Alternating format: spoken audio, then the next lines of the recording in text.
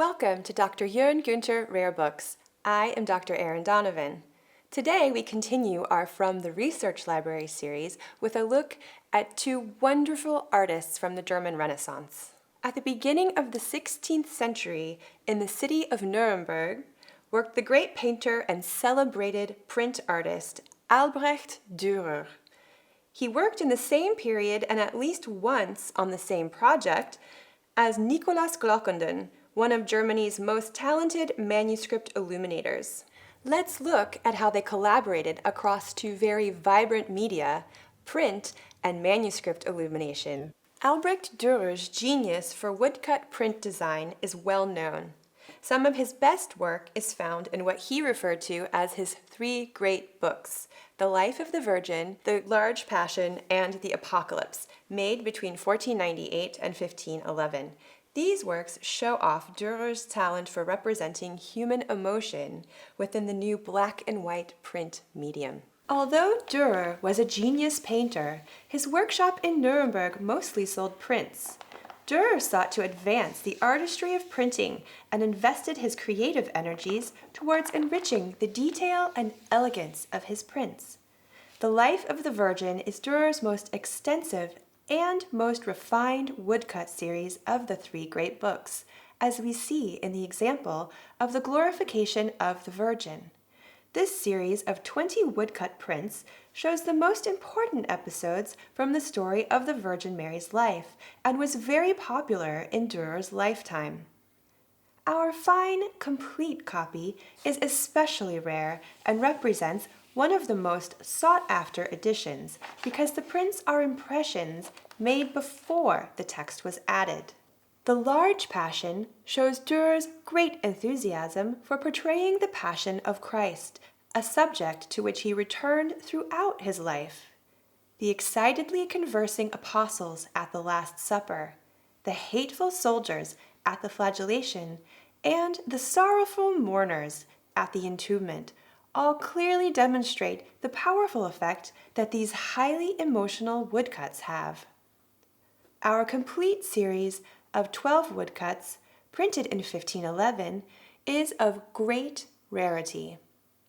The dramatic Apocalypse series spellbindingly reveals Dürer's vision of doomsday, as seen in our complete set of 16 woodcuts from 1511. His compositions are unique, poignant, and intense. These whirling, wild scenes, full of life and movement, show his revolutionary style, for example in the image of the four horsemen of the Apocalypse, or that of the Archangel Michael.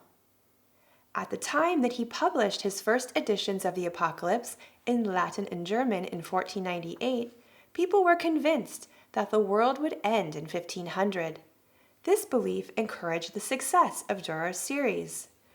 Considered the first artist's book in history, this was the first book both created and published by an artist.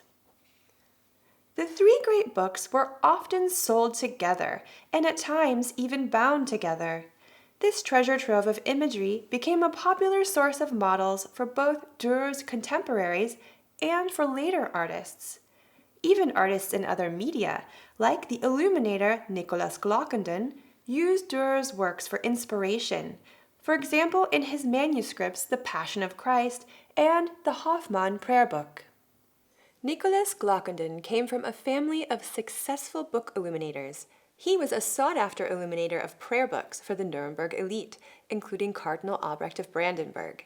His extraordinary ability as a colorist is marked by his rich palettes highlighted with gold. Glockendon's compositions are often inspired by those of Dürer's prints. He would use Dürer's print as a basic map for a scene and then transform it with his talent for color. We are privileged to have on offer all of Dürer's three great books. Today we shall compare images from each artist's Passion series. In Dürer's Bearing of the Cross, the dramatic lines and detailed shading of Dürer's figures are simplified by Glockendon and then transformed with his colorful palette and detailed facial modeling. In Dürer's image of Christ descending into limbo, we see the bright halo around Christ's head encouraging hope in the figures he lifts up from purgatory, while the horned devil above attacks him with a spear. At left, Adam and Eve stand behind the cross, looking on with expectation. In Glockendon's interpretation, Christ in red kneels down towards the figure in limbo, who again looks hopefully up to him. Behind him, the nude Adam and Eve, here slightly relocated, stand before the cross. However, the entire composition is dominated by the brilliant blue devil at the top with sparks of gold flying off of him.